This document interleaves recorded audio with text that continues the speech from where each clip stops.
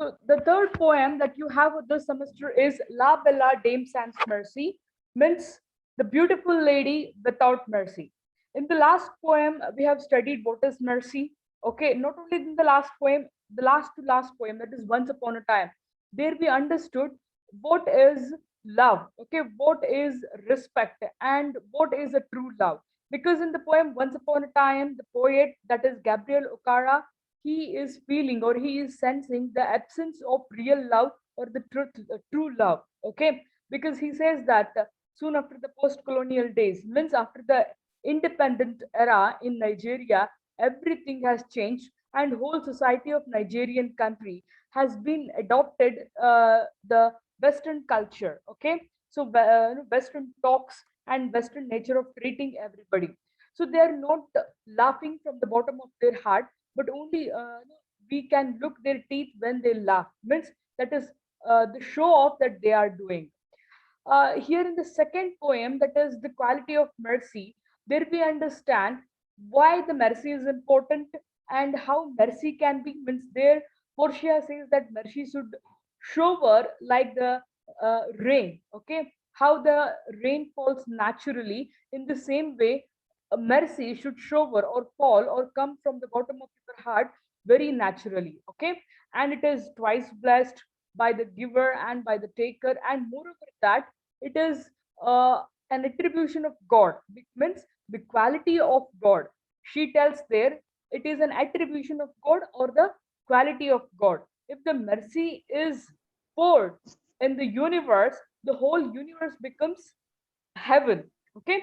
So there in the last poem, why I have taken the reference of the last poem, there in the last poem, the lady who was quoting this, she has disguised herself as a lawyer, as Balthazara, but initially being a lady, she was the most beautiful lady, and because of that Bassanio has fallen in love with her, okay.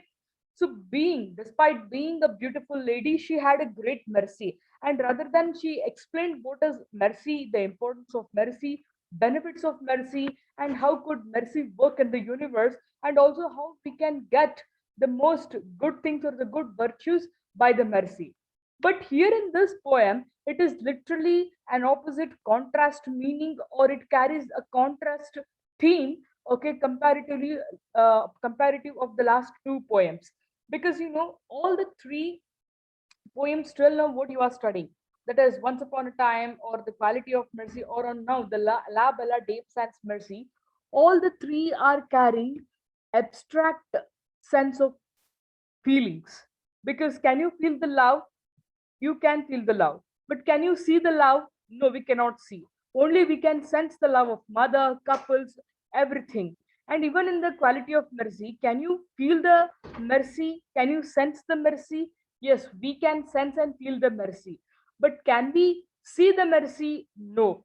Here in the poem La Bella Dame Sans Mercy, the beautiful lady without mercy, here the beauty can be visible, and because of that, okay, because of the external beauty, the night falls for her, and she cheats him and she goes away from the place, okay.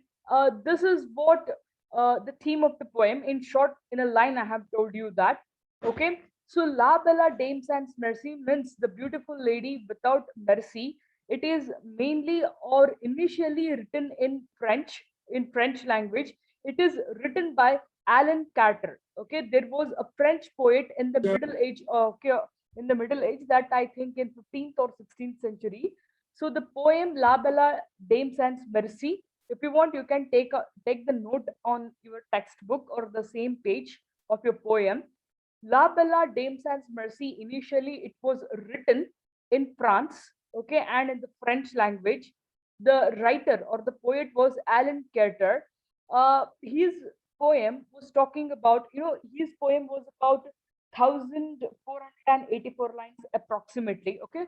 Approximately it was carrying 1484 lines and 100 stanzas.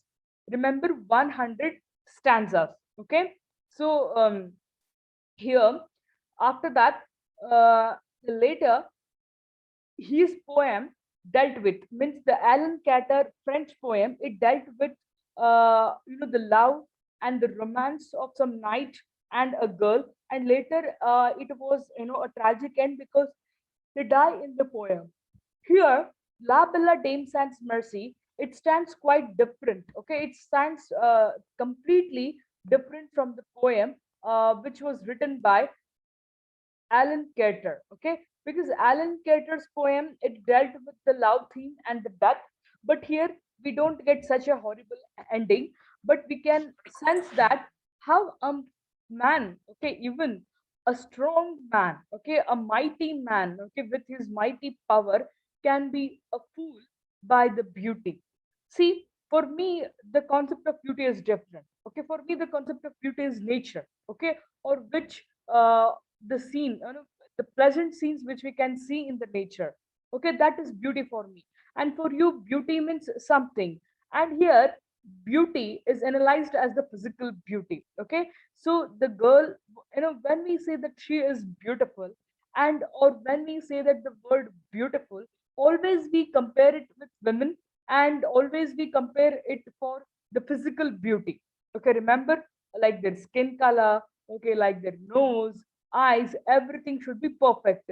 So that is beauty according to us. Okay, but here the word beauty, it stands, it gives a different meaning. Why? See, here in the La Bella Dame Sans Mercy, I will explain you a short summary of the poem. Later I will give you the introduction of the poet and also the poem. Okay, so here in the La Belle Dame Sans Mercy, we can find three characters. Okay, the poem which is written by La Bella Dame Sans Mercy, that is by John Keats. From him it is written. So in the poem, we find three characters. One is the speaker, second one is the knight. Knight means the king, Knight. Remember, Knight. This knight means the king. Okay, Knight. This knight means king. So the first one is speaker, the second one is knight, and the third character is this merciless lady. That is, who cheated the knight. Okay, and she was the merciless lady. The knight, okay, he was wandering, he was hunting for something, and okay, in his own professional business, he comes into the contact of this beautiful lady, and on one stretch, okay, he falls in love with her, and obviously he understood that it is a love, and because of her beauty, he falls on a track of her, and they had a good sweet talks, and later also they have spent a quality of time, and here the knight had made garland for her. Okay, remember, a king, how could a king does garland to the lady, the unknown lady, and she is not his queen now, okay, or she is not his wife, she is just a lady who has come or who has been acquainted or familiar to him, before some fraction of hours or fraction of seconds. Okay, and here, and for her, she makes, oh sorry, this knight makes garland, and later he makes her to sit on her horse, and they had a good ride on the horse. Later, she invites him to a mysterious cave. Means, the mysterious cave means no one could know about the cave. Okay, this merciless lady, she invites this knight to the mysterious cave, and there they had spent a romantic time. Without controlling himself, this knight kisses for 4 times on her lips. Okay, so after that, she, instead of that, she should return these kisses to him, but what she does, she makes him to sleep, and she sings a lullaby. Lullaby means, the sleeping song, that is Lali Hadu, what we say in Kannada. Okay, so she sings this lullaby, or the uh, uh, sleeping song to this knight, and he falls asleep. Means he completely falls for sleep. And in the sleep, he gets a nightmare. He senses a nightmare. Nightmare means a dark dream, means a bad dream, a worst dream. Ketta kanasu. Okay. So night, or Knight, this night king, he gets a nightmare or a bad dream into his sleep. So in the dream or in the nightmare, what he sensed was he had met a beautiful lady, and he had fallen in love with her. He listened to all her words, and he did all the work that she has done. and later she took him to one of the very mysterious place. Okay, so the unknown place, and there he was left by her. So in the place he comes across many of the persons, okay, and the kings, princes, and the knights, and they all have asked him that, have you met a beautiful lady? Then had she spoke with you very softly and very safely, sweetly, then she might have, you might had spent a romantic and a quality time with her.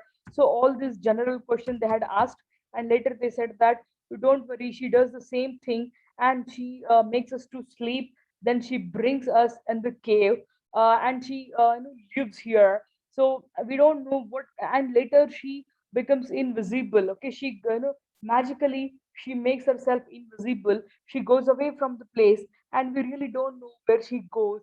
So uh, so she used the he later, when he got this dream, he immediately wakes himself up. Okay, then when he wakes himself up, he finds that he was in a mysterious cave. Okay, but there are no kings or the princes as like his batch, or like his companions, but he finds himself alone. He doesn't know the way to go back to the his own place. So he was wandering here and there to find out the exact route to reach his own place. So there he met the speaker, and the speaker was asking him, why are you wandering here and there? So he answers to the he answers, the knight answers to the question of this speaker. The speaker has asked him, why are you wandering here and there? So this was the simple question asked by the speaker to the knight, and the rest, and the answer that he has given, and the answer that the knight has given, it contains the rest whole poem. Okay, so this is the summary or the story of La Bella Dame Sans Mercy. Okay, so why I had given you the short summary now? Because there is a matter. So what is the matter here? That this poem is also contains a supernatural element in the what we can say, the poem, because soon after, when night sleeps or he falls asleep, okay, she makes herself invisible. Okay, so usually normal or ordinary person, even me and yourself, we cannot make ourselves invisible. Okay, we don't have any chemicals or any supernatural power in the hands to make ourselves invisible. But here, this lady, that is the merciless lady, after cheating this guy, she makes herself invisible. We really don't know what exactly she needs by these guys or these persons, okay, and what profit or benefit she is getting from these guys. Okay, so here the poet, that is John Keats, he is initially much acquainted and related. He studied much Greek mythology. In Greek mythology, how we have the supernatural women, or the super what we can say, that universal women like Ramba, Urvashi, Tilottame, Menake, like how we have the ideal women for the concept of beauty. In India, when it is the concept of beauty, we always take the reference of this Urvashi, Menake, Ramba, Tilottame, and the most beautiful ladies like Ahalya. Okay, and also the Kaviratta Kalidasa's imaginary lady. Okay, so that is Kaladhare. So we take the names of many of the beautiful ladies. So in the same way, here in the what we can say, that uh, Greek mythology, we have the beautiful characters like Electra. Okay, I think you know that Electra concept. Okay, then Jewish we have, then Jesuga. Later, many great ladies are there who has been referred as the example of beauty. Okay, uh, we cannot say that generally in English we have a sentence that she is not beautiful, rather she is beauty. What does it mean? Can you tell me, can you explain me the meaning of this sentence? She is not only beautiful, rather she is beauty. What does it mean? May I get the answer quick? Are you listening to me? Or simply I am boosting here? Yes, may I get the answers from you? Am I audible to you? At least tell me that. Yes, Am I ma'am. audible to you?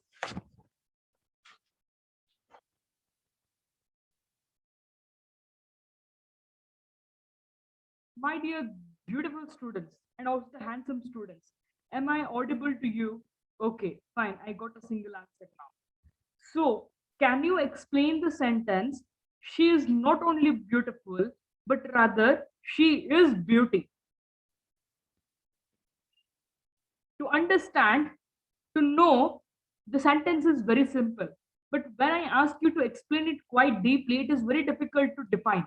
Why? Because we are not comparing the lady's uh, physical beauty with the another beautiful things. But here we are saying that she is beauty. Means Saundarya Andrane Avadu.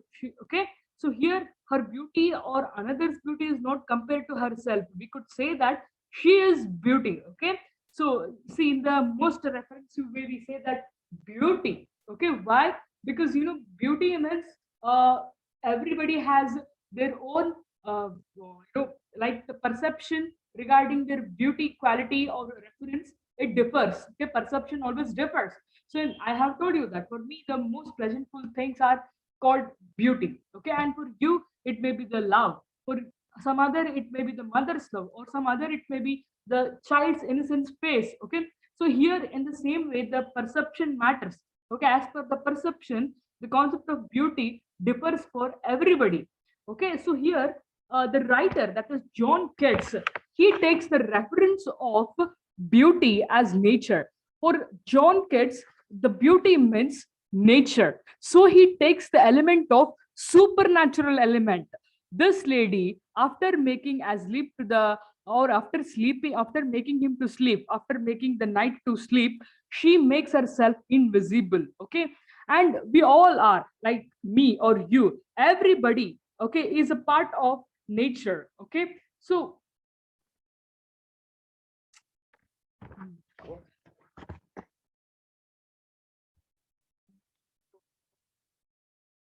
am I audible to you? Yes, ma'am. Okay, I'm literally sorry, I got some notification. Fine, is the screen visible? Yes, ma'am. Okay, see here, it may be we, or it may be I, you, your parents, whoever it is. We all are the part of nature. Okay, human beings are also the part of nature. Okay, so here John Keats, he has a love. Okay, he has fallen in love with the beauty of nature, like how the birds sing. Okay, and how the birds fly, how the buds means the small flower. Okay, it blooms. Why? So how the rain falls from the sky. So he has fallen in love with the beauty of this nature, and also he's extremely surprised so to see the beautiful elements in the nature. So he's always does the same thing, that always he compares the beautiful element of the whole nature with the ladies. Why? Because it is generally has kept into our mind, and we are following it very blindly, that you ask to anybody, this is a common question for you, what is beautiful? Or if we ask you to analyze about a beautiful lady, or as per your knowledge, how could be a beautiful lady? First comes the color. In our mind, first comes the color. First thing, she should be very fair. Okay, if she is fair, then we consider her as beauty. Okay, and after that some other extra elements, and additional things we add, like she should be quite tall, she should have a straight nose. Yeah, nose, eyes are countable, because they can measure the things. Okay, and they can add up your beauty, but the color never matters. We have many Krishna Sundaris, or the dark beauties, like Deepika Padukone is there, Priyanka Chopra is there, Ramya Krishna is there. Okay, so and the list begins to the greatest end. Even Sri Devi, all the South Indians, like heroines or the actress. Okay, most of the South Indians actors, they are dark in color. but they rule the Bollywood and they are ruling the Bollywood. Why? There, the color never matters. The way how you treat yourself, the way how you love yourself, and the way how you are confident on yourself, that matters much. Okay, so everybody has their own perception on the concept of beauty. Here, the writer, he has taken the reference of the beautiful women as to make us to understand what is beauty. Because as I have told you that generally we have a very common and the general worst conception that beauty means a fairy lady, beauty means a Cinderella, beauty means a Diana, beauty means a Mona Lisa. For us, beauty cannot be never imagined beyond these ladies. Okay, because we all understood that beauty means a fairy woman or a fairy lady who carries the fairy color. This is what we understood. But my dear students, this is not exactly what the society believes, what a literary or the educated brain believe. We shall talk regarding this concept later in the classes. Okay, but let me know here. So here the poet explains that poet takes the reference of a fairy lady or a beautiful lady as an example for the beautiful lady without any mercy, because here the reader can understand very easily. They come to the familiar things very easily, because for them, when we say the beautiful lady, we will get the we will get the beautiful ladies and your favorite heroines, okay, in front of your eyes. Okay, so you will you start visualizing yourself. Okay, for me, it may be the concept of Saundarya. I love Saundarya much. Okay, when we talk about the Saundarya, or when we talk about the beauty or the beautiful heroines, first lady who comes as in the column of visualization is Saundarya. I think you are not familiar with that actress. She is passed away now. She is dead many years ago. Okay, so but the way she acted, okay, it is marvelous. No one could beat her even today. Okay, so live about that. Now, here, when we understand, when we get the introduction of the poet John Keats, there we will understand why he has compared the beautiful nature with the beautiful lady. Okay, and he made her to be an invisible, and in such a way he gives the touch of supernatural element to the poem. Okay, why he has given the touch of this supernatural element to the poem? Because as I have told you that he was much influenced by Greek mythology, Greek stories, okay, and Greek epics. Okay, like how in India earlier, any of the writer never could end his writing career without writing anything about Ramayana and Mahabharata. If he could consider himself as the greatest writer, he could have written something about Ramayana and Mahabharata in different dimension. Okay, so here that was the impact of or the influence of our great epics, okay, on the Indian writers. Okay, so in the Western country, even till today, there they have a notion. So if a person is well with Greek and Latin, they can they consider them as superiors. Like how in India, a person who speaks superior English, okay, we consider them as well sophisticated person or well cultured or well educated.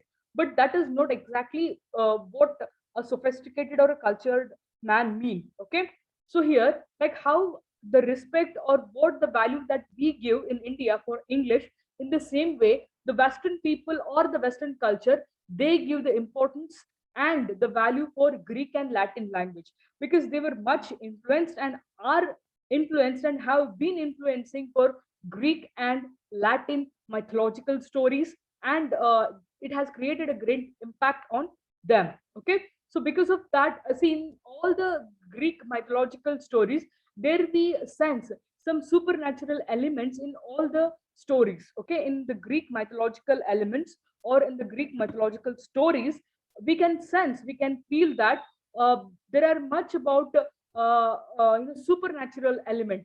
Supernatural element means like heavenly bodies. Okay, supernatural element means about heavenly bodies. Fine. So this is what the introduction and the summary, little summary of the La Bella Dame Sans Mercy. Remember, La Bella Dame Sans Mercy means a beautiful lady without mercy. He is John Keats, the poet. He is John Keats. See, he comes under the generation of Romantic period. English literature has been divided into many ages. Okay, so like how we have computer age, technological age, and AK-47 age. Huh? So in the same way, in literature also we have many ages. Earlier it was the age of Chaucer.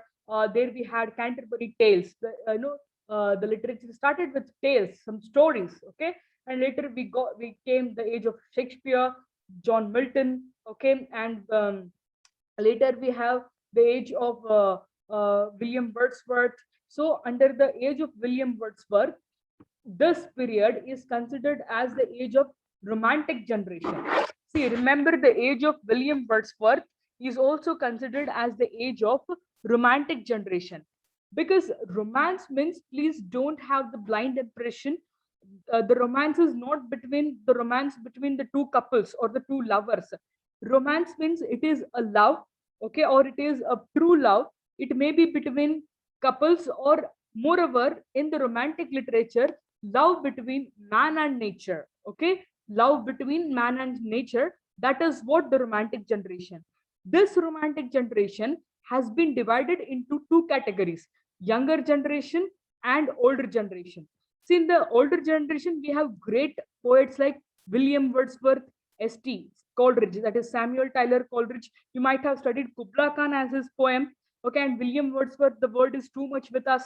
That poem you might have studied. Okay, and the third one is Lord Byron. Okay, so these all three comes on, sorry, Sade. Okay, Robert Sade. So these all three comes under the oldest romantic generation, because they had great life expectancy, means they all have passed away after the age of 60. But here in the younger romantic age, they all have died very early, below 30. When they died. John Keats had died at the age of 25 or 23, I guess. Okay, so he died, yes, 25. He died at the age of 25, John Keats. And John Keats, PB Shelley, then Lord Byron, they all have died at the age of 22, 25, and 26. So within a shorter period of time, they had created abundance in literature. Okay, so here this man, that is John Keats, he is considered as the best poet in the romantic literature in English. So let's talk about him. John Keats, okay, was born in 1795 and died in the year 1821. Keats stands greatest among English poets. He is celebrated as the most persistent and the celebrated lover of beauty and the poet of five senses. Okay, he is considered as the most celebrated poet. Okay, because he celebrates the beauty, because of, and that we can say that he is a poet of five senses. Okay, so usually in Kannada, we have a idiom. Okay, we have an idiom. What is that idiom? Ravi Kanaddanna Kavi Kanda anta ಹೇಳ್ತೀವಿ. Ravi Kanaddanna Kavi Kanda. So what is Ravi here? Ravi means Surya, the sun god. The sun god is the one who pours or showers the light on the whole world, and he could see everything what is there in the world. But there are also something which he cannot see. Okay, and some things are there, those are not visible to the sun god or the Surya or the Ravi, but those beautiful elements have been caught by, okay, the eyes of this poet, because the poet has the most sensitive heart. Okay, the poet has most sensitive heart. So here we can say that John Keats as the poet of five senses. So in Kannada we say that Ravi Kanaddanna Kavi Kanda anta heli. Here Keats started his career as an apprentice to a surgeon. He started as an assistant, as to being an assistant to a surgeon or to a doctor. He was not interested in medical science, so soon he turned towards literature. He chose the career of literary expressions. He started writing at the age of 16 and completed his major works before he turned 25. Because I have told you that he died very early. Okay, he was struck by the dreadful disease. He explores the recurring themes of impermanence, death, time, and immorality. So these are the themes of his poem. Impermanence. Impermanence means permanence, means it should be there always. Impermanence means temporary. Okay. So his poems always talks about the impermanence, death, okay, time, and immorality. He wrote poetry primarily to delight rather than to teach. See, when he turned from surgery to this literature, he wrote his poems to delight himself, to enjoy himself, okay, or to entertain the society, but not to teach something from his poem. And later, he was much inspired by Greek mythology. So, in all of his poetry and all his poems, you can sense the resemblance of this Greek mythological elements. Because in this poem, you will sense that the woman immediately after making him as slave, she becomes invisible. Okay, so that is, making herself invisible is also a mythological element. So later, some of his important poems are La Bella Dame Sans Mercy, the poem what you are going to study now. The second one is Lamia. Third one is Isabella. Fourth one is Endymion. And the fifth one is Hyperion. Some of his great odes. Odes is also a part of a poetry. Okay, to a nightingale, to autumn on a Grecian urn. So this is about the introduction of the poet, that is John Keats, and the poem carries 12 stanzas. From the next class onwards, I do discuss about about the poem. Okay, so are you understanding it? Yes, ma'am.